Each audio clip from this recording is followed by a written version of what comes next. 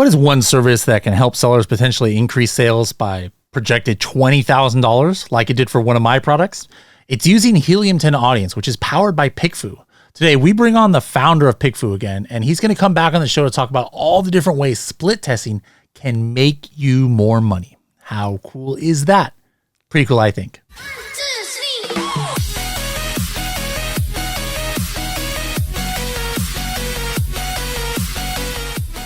Hello, everybody, and welcome to another episode of the Serious Sellers Podcast by Helium 10. I'm your host, Bradley Sutton, and this is the show. It's a completely BS-free, unscripted, and unrehearsed, organic conversation about serious strategies for serious sellers of any level in the e-commerce world. And we've got somebody who has helped tens of thousands of serious sellers worldwide, Justin from PickFu. Justin, how's it going?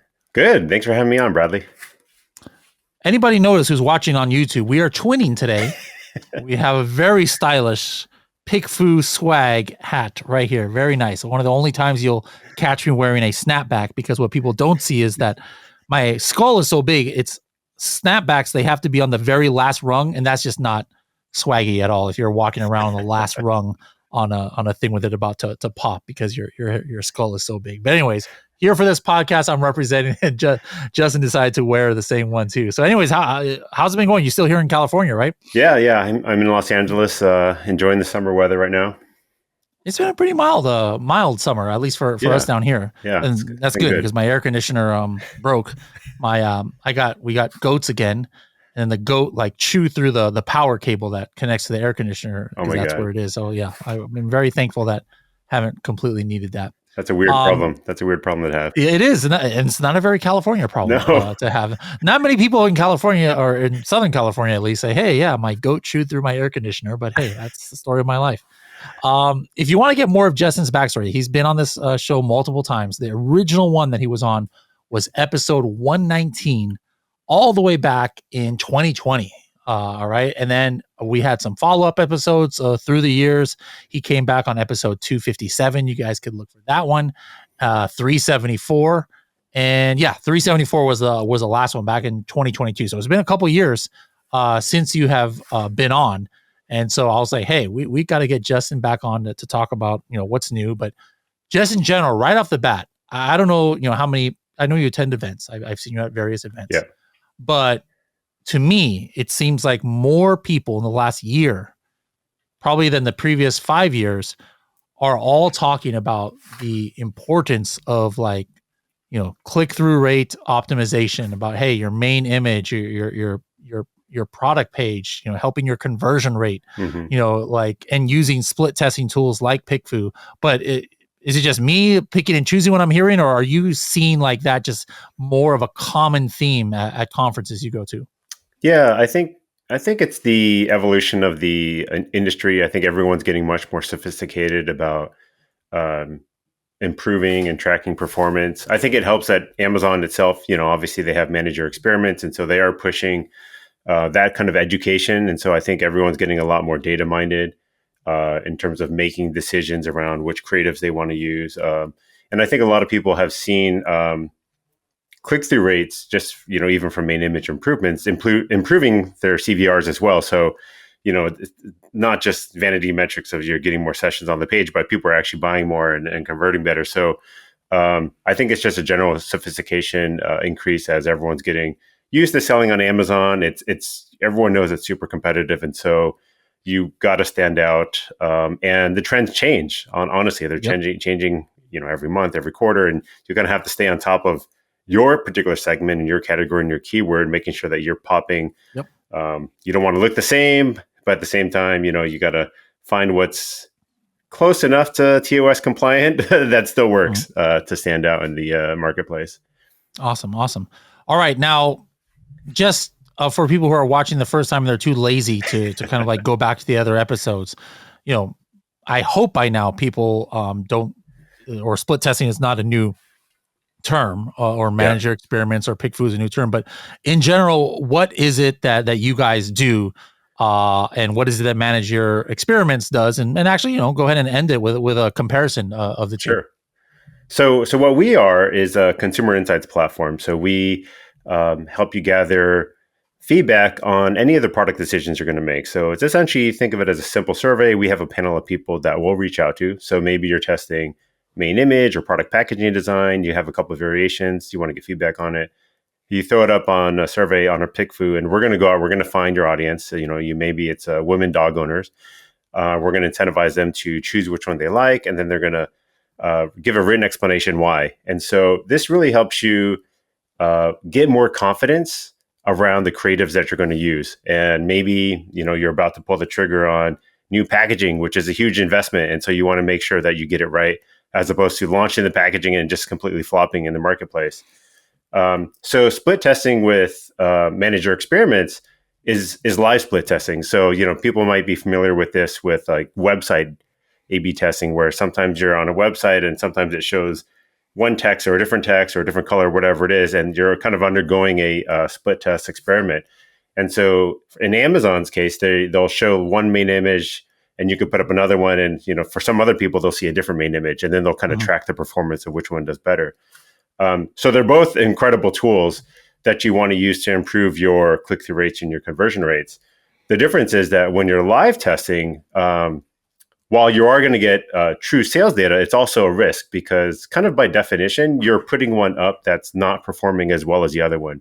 So you're potentially losing sales, and that could be impacting, broader performance. You're going to lose money, probably negative. You could have negative consumer perception of like, oh, well, that's weird. Like, what are they doing over there now? And one of the feedback that we heard from the MYE team actually at Last Accelerate was that, because of this concern, a lot of people who use MYE are very conservative with what they upload, because you're scared, right? You don't want to take a huge risk. So they're kind of pulling their punches and say, well, I'm just going to make a minor tweak and I'll upload it. And that way I'm not going to lose that much money. Well, you're also not going to gain that. You're not going to make a huge gain. So where we fit in actually is PickFu is great because it's off platform. It's not live. You can iterate as many times as you want. The feedback that people give you is private. And so we fit in kind of right before you're going to live test. So as you're developing creatives, you should be using PickFu to iterate on them, test against your competition, make sure that when you go live, you're very confident that this whole new direction, maybe you used to do a black motif and you want to go pink, like you're not going to shock everyone. It actually feels on brand. But now you can take those kind of drastic changes because you've validated them. You've heard the feedback from potential consumers. And what we actually seen, and when we talked to the MYE product team also, is that the significance comes back much faster. So, typically MYE may take weeks, 8 to 10 weeks or whatever. We have a lot of customers that their MYE experiments finish a week, 1 to 2 weeks, just because like it's so much better. It's and it's validated. So, like they're confident that it's going to work. Okay. I think I've used a manager experiments, but like with a very specific use case where I just wanted to kind of see some of my, impression numbers and also like if I have a shady main image, like something that's a gray area, Sure. It's like, that's my way of getting it in, because like if it's the winning one and Amazon puts it in, it's not me uploading a image. It's Amazon. Like usually there'll be a message. Like if it's absolutely no, this image is not allowed. Yeah. You would find out in manager experiments, as opposed to like getting your image, suppressed or your main listing suppressed. But yeah, you're right. To me, it makes no sense to do it as you're only split testing for like some of your main creatives, especially because the listing by definition is live already. So by definition, you're saying that, hey, for 15 out of 30 days, you have something that is not optimized for your audience. That's right. I much rather have it done before, where I start from day 0 on my listing of what is 100% optimized. Yeah. And so it's just a no brainer to me. Sure, manager experiments is free, but yeah, like free, I save $100 or $50 or something like that. But for half the month, my click through rate is bad. You're wasting a lot more money on that. But let's talk about, go back to the use cases for somebody brand new. I think most experienced people, or even somebody brand new, the no brainer thing to split test is main image. So let's just start there. Even for people who know about it, what kind of main image split test are you seeing making big impacts? Like, is it just about things? All right, I know it's not, but we're not talking about things like just the angle of the camera on the image, but it's also like things like, perhaps text on the package, and talk about some of the experiences maybe of stuff that have really worked for sellers out there. Yeah. So like you said, there's a lot of different tactics, and the tricky thing, whenever people ask this question, is that there's a huge list of things to experiment on, but they're different for every product in every category. So what may work for, let's say, supplements may not necessarily work for, baby clothes or dog harnesses or whatever it is. So there are a lot of tactics, including, changing the angle. And I've seen one test where literally they just flipped it, and one, it's kind of like left or right. And like, it was a huge difference just because like the perceived, I don't know, like the perception of it was very different. Obviously, there's a little enhancements that you can do, like you said, putting text on packaging, even just showing the packaging. I think that's the most obvious one that a lot of people, if they're not doing it, should probably do, is just, show your packaging, especially if you've spent time on it. Like if you've got nice packaging, throw it in there. It's part of the thing. And if you don't, then you could still put a package and put some text on it, and that usually passes anyway. So, those are common things. Ingredients are really common. So if your supplements or flavors, all that kind of stuff, showing the fruits and things like that, badges, if there's certifications or made in the US, like obviously show those kinds of things, kind of superimposing them on the package or the product itself. Other things that you don't think are going to make a big difference are the dogs. Let's say you're, pets, right? Like, and you could, a lot of times you could show the dog. People surprisingly don't test the dog. Makes a huge difference what dog it is, right? Because, maybe it gives a relative size, or some dogs are just more appealing than others. A lot of times we see the seller just using whatever, like their dog, which I get. Yeah, your dog is cute, but like, maybe not the best performing one. And so we'll see savvy sellers test all these different dog models, and it makes a big difference. So like these kinds of things where it, maybe you have a preference, or you just think like, oh, well, everyone loves the lab or something like that. Well, you might as well test it, right? Because like for every product, it might be different. And, if it's something about like hair, shampooing or something, maybe the lab with like the type of fur may do well. But if you're putting the wrong kind of dog and that doesn't even make sense, then it's not going to perform well. So there's all these like I think the key is that there's all these micro decisions and assumptions that we're always making. And now you can validate them at, little to no cost and very quickly. I mean, I don't know if we mentioned it, but typically they're done in 15, 30 minutes, under an hour usually. And so, you're not sitting around waiting for, weeks for this kind of test to come back. So you can launch it, go have your coffee, come back, talk about it with your team. Hey, people don't like this dog. They don't like this font. Let's try another test, and keep iterating. The last thing I'll mention is that, you definitely want to test variations, but then the most important thing is actually then testing that against your competition. So people usually get caught up because they keep iterating on their own variations, and then they come to kind of like a local maximum of like, all right, this is the best new version that I have.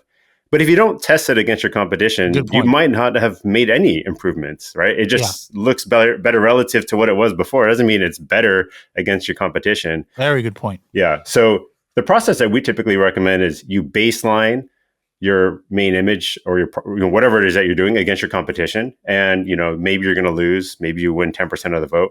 Then go do your iterations, keep improving it, then retest against that same competition. And hopefully you're going to see a relative improvement. You may not win, right? Because there's some crazy brand that's just awesome and they have brand share, whatever. But if you're showing a relative improvement, that's going to translate into an increase in clicks. Yeah, so maybe it's like almost at least 4-step process. Like you test what if you're an existing seller. If you're new, maybe 3 at least. But it's like, or if you're an existing seller, hey, test your main image against the competitor. Does the competitor win? Yes. Well, maybe that's part of the reason why the competitor is beating you. All right. So now you have 3-4 different options, for yours, and you see which is the winner, and then you maybe do it again one more time in case you need to narrow it down more. And then the final thing is whatever was the winner from those two, now put it back up against your competitor, and now does it win? And if so, you're good to go. So that's a good point. And then if you're a brand new seller, it's kind of like, all right, go through your first couple iterations of what's the best thing that you can come up with, and then like mock it on an Amazon search result page or something, a screenshot and then compare it to the competitor and see if people would click yours. So that's a very good point I didn't even realize. Are you browsing a Shopify, Walmart, Etsy, Alibaba, or Pinterest page and maybe you see a cool product that you want to get some more data on? Well, while you're on those pages, you can actually use the Helium 10 Chrome extension Demand Analyzer to get instant data about what's happening on Amazon for those keywords on these other websites. Or maybe you want to then follow up and get an actual supplier quote from a company on Alibaba.com in order to see if you can get this product produced. You can do that also with the Helium 10 Demand Analyzer. Both of these are part of the Helium 10 Chrome extension, which you can download for free at h10.me/extension. Now, stepping 2 steps back, I want to inspire people about why this conversation is even important. And so I had and I want to get a couple anecdotes from you. I had a recent thing, I think I posted on LinkedIn a few weeks ago, where there was I don't want to say rebranding, but like a refresh of a listing we did.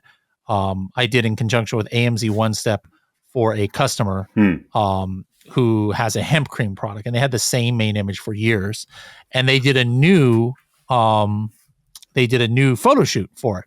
And then so I did about two. I only did two Helium 10 audience, which for those who don't know, Helium 10 PickFu is in Helium 10. It's called Helium 10 audience. But I did 2 tests. The first one was, all right, let me take some variations from this. They took a few different variations, AMZ One Step, and let me pick which one wins there. And then I also made sure, is it better than my last one? Mm-hmm. And there was one thing that was interesting, like it wasn't just a matter of which one was winning, but looking at the notes about why it won. Because I was like, oh shoot, I didn't even realize that. Like somebody says, oh, I like it with the cap off because I couldn't see how the applicator looked like. I was like, didn't even think about that. I was taking the cap off just for another reason, and so that we iterated on that, and then there was something that they liked about the original photo that none of the new ones had. So I actually took a component of the original one and put it to the new one of the best ones that they like. And I was like, all right, this is what I'm going to go with. And then with these new images that we have, now obviously it's not just about the main image, and we did new A+ content and stuff, but just to show you guys the big advantage, I think it was something like a 3 or 4%, at least a 3% increase in conversion rate. Or I forgot it was conversion rate or click-through rate, but whatever it was, I calculated it out, because this is not something that sells 1 or 2 units a day. It sells 10, 20, 30 units a day. Yeah. It was basically $20,000 difference for the year without changing the listing, other than, the images and all this stuff. And so, that might be an extreme example, but it's a personal example. I literally did that and could see the numbers after 1 month about how you could see the metrics change. Like the session stayed similar on one of them. But then, because I split test the other images, it was converting better. And, we're talking the same amount of sessions. I think it was like 470 units in a 1 month span sold before. And then the new one is 560 with the same exact number of sessions. And so these are things that real sellers are experiencing by not just throwing up what they think. Can you give some, you can mention names or you don't have to mention names, but of some specific examples where customers came back to you and said, oh my God, like I thought I had the best image, but I went from this to this and this is what happened. Yeah. I mean, like you said, a lot of times it's the simplest situations where we were YesBar. We have this one on our website from a couple years ago, but YesBar wanted to do a main image test, and they agreed not to change anything else on the listing. And so they only ran a single poll. I think it was $85. Mm-hmm. They found a better main image, just swapped that, and within 2 weeks, the traffic had increased 12%. And nothing else, nothing else changed. Wow. And, in retrospect, you look at these, it's funny because in retrospect, you look at these and oh, of course that one is better now, right? You read all the explanations. But yeah, you wouldn't necessarily have the confidence to do that without seeing what people say. And I think you hit the head on on the nail, where it's the explanations that really matter, right? So people, what we like to say is people come for the quantitative, right? Because they just want to know what wins, but really they stay for that qualitative because that's where the real nuggets are.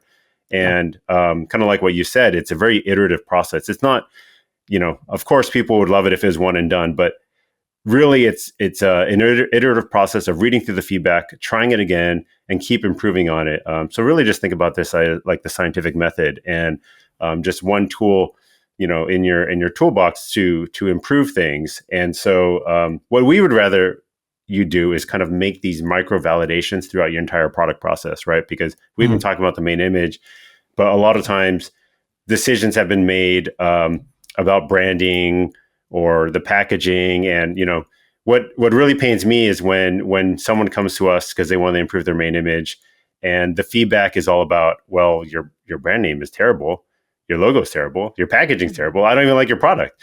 And so it's like, well, okay, well, sunk cost, maybe we should have got feedback on this like way earlier. And so the typical pattern is, newer sellers will come because they already have this thesis for their first product. They're like, no, this is what I'm going to do. I'm going all in on it. Doesn't sell. Then they try to fix the main image.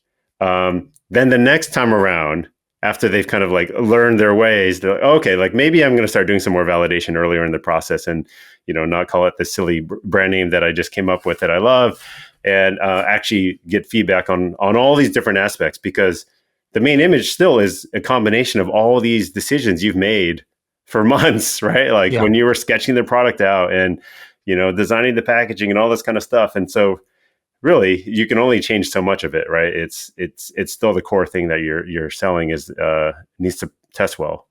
Yeah, absolutely. All right, cool.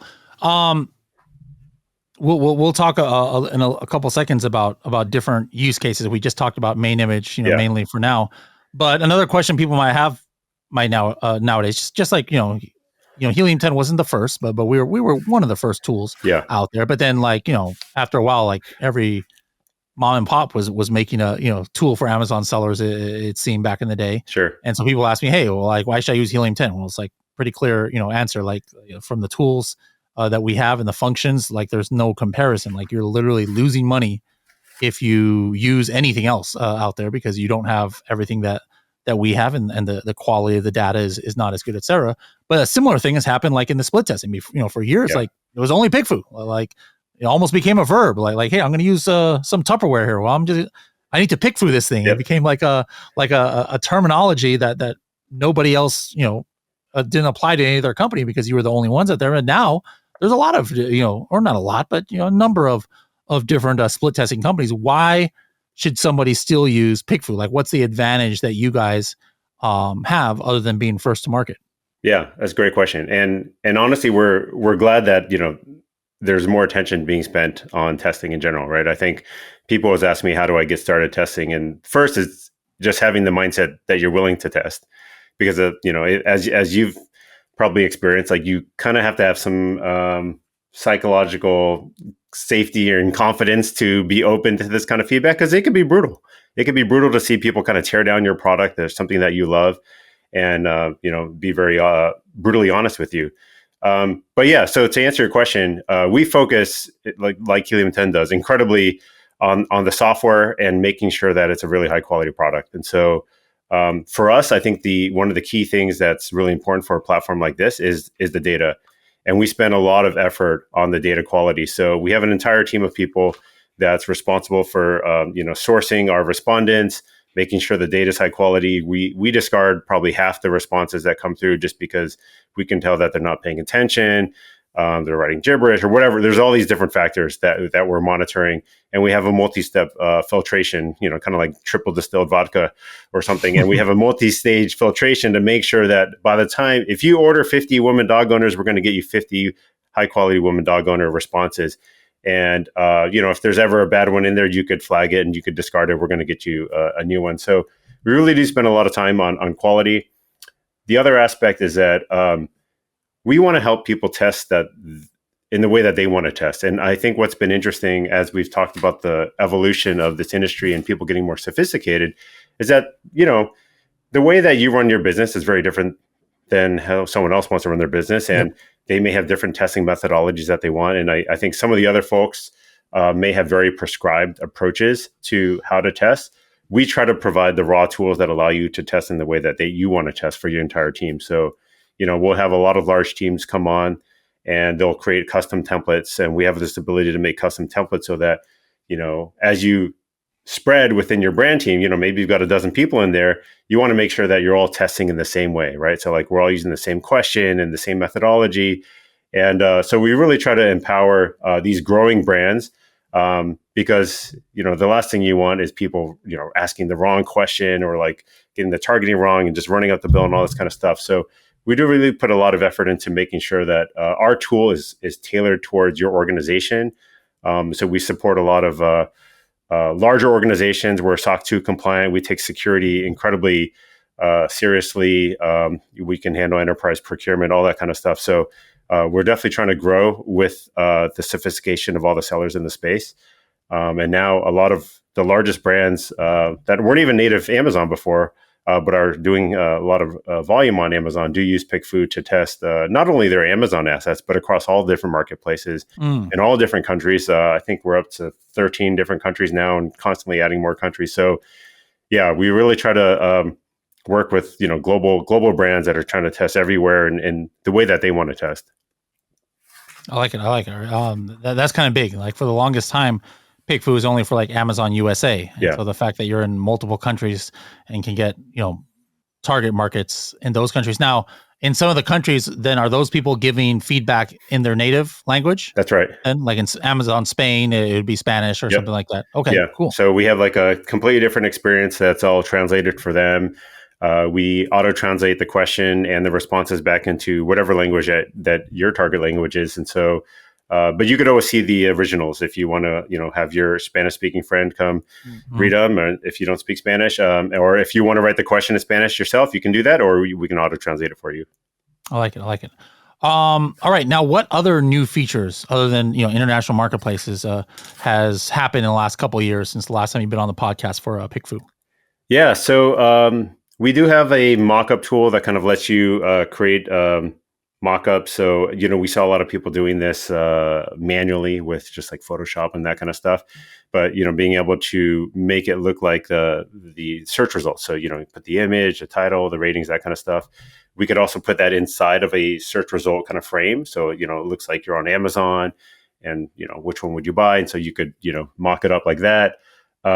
We support image sets now. So you could, we'll even show it kind of similar with the thumbnails, right? Like along either vertically or horizontal, small thumbnails. And then when you hover over it, it'll show the image just like Amazon. So you could either upload all those images or you could put it in ASIN and pull them down. So the way that we see people testing this is they will test different image sets. So a lot of times they have a design team and they'll create, different themes or different types of secondary images. They want to see which sets of images perform better. And then they'll test against their competition. Because like I said, like you still have to beat the competition and people are evaluating image sets against each other. So that's kind of how that's being used. And that just really helps you with the conversion rate as we're talking about. It's not just about getting the clicks onto the page. It is also about improving the messaging when you're on the actual listing. And so, that's an important test that we're seeing a lot more of our sophisticated brands doing. Okay. We've talked about main image. We've talked, potential branding, brand name and other things. By the numbers, what's after the main image, what's like number 2, 3, 4, and 5 as far as what people can or are or should be using Helium 10 audience or PickFu for? What kind of questions or what kind of results? So kind of going back to CVR, a popular test is actually open-ended feedback on a listing. So, if you are live, you could just put up your listing and you ask, take a look, say you're buying a dog harness, take a look at this listing. What questions do you still have about it? And so people will go check out the listing. They'll, look at the images, read through the content, the A+ content, whatever it is.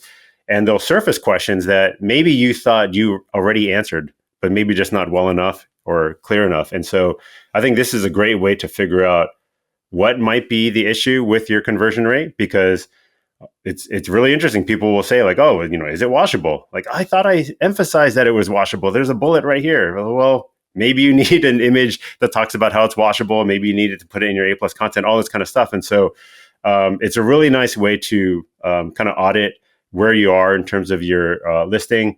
And then similarly, you can do that same thing, an open-ended test with some of your images. So, they'll do a test where they'll take one secondary image and just say, what do you think about this image? What do you think the message is that we're trying to convey? And that's really important because typically every one of those messages, you have something that you're trying to communicate, whether it's, like the product in use or how, durable it is or trust or whatever it is. And if they're not taking that away, then your image is kind of failing, right? So, those are really good tests. And then we actually see a lot of open-ended, kind of like behavioral psychological questions. So, let's say when you're buying a new dog food, like who do you turn to for advice?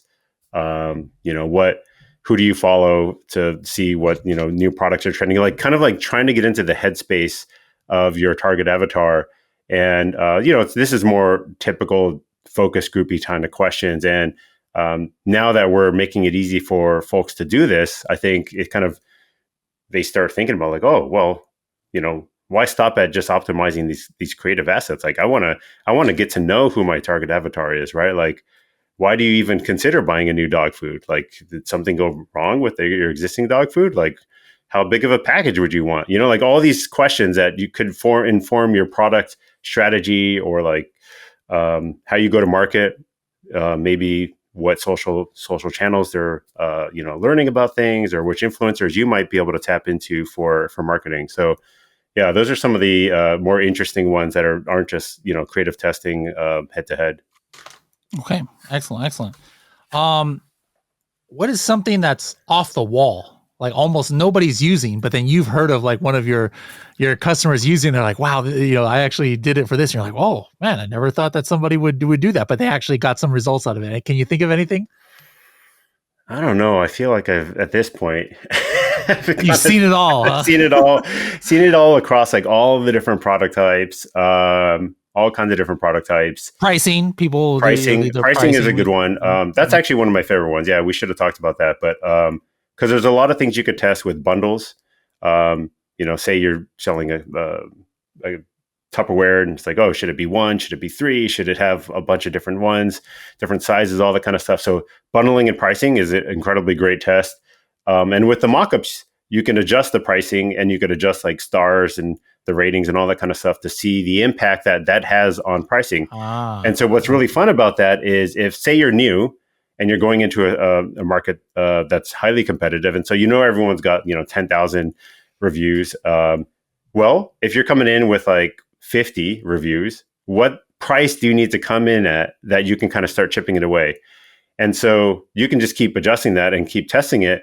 And it's really interesting to see the explanations, because people say like, well, normally I would only buy anything that's got over 1,000 reviews, but for this kind of products, I might take a flyer since it's like $10 cheaper. It's worth the gamble. It's like, oh, okay. Well, we're hitting some psychological threshold.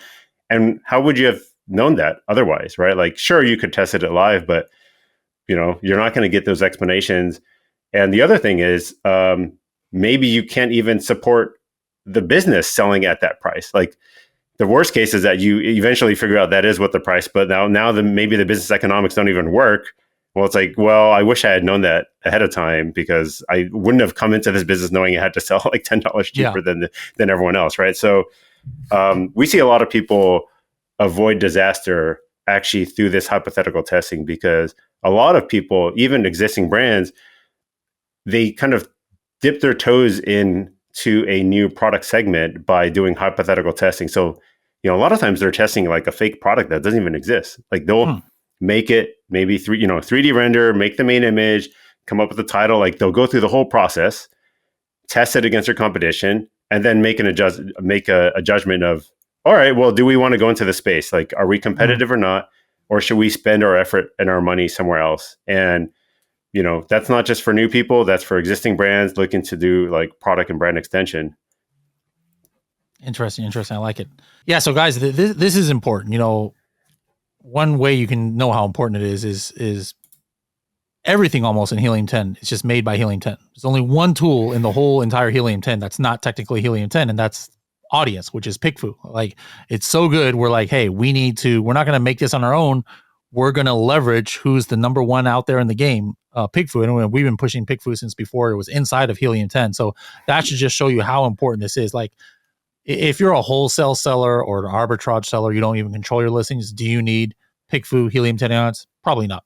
Probably, I would say absolutely not, unless maybe something wild for pricing or something like that. But if you have your own brand, you're a private label seller, you're a big brand, you can control your listing.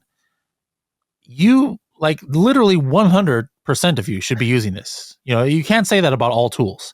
You know, some tools are like, oh man, only if you're a big seller, you do this, or only if you're a beginner, or only if you're this type of seller. No, if you've got a brand, there should never be a launch that you do or a product that you've had for years that you have not run a PickFu or Helium 10 audience on, because it is so important, especially now. How many people are just complaining out there, guys, of oh my goodness, profitability is so hard and it's so down and there's so many new fees on Amazon. Well, how can you contest those fees? Well, you can offset those fees by, making sure you're fully optimized and you have a good click-through rate, a good conversion rate. So important, guys. So every single person out there who has never used PickFu or Helium 10 audience, you have got to start today, because you are literally leaving money on the table.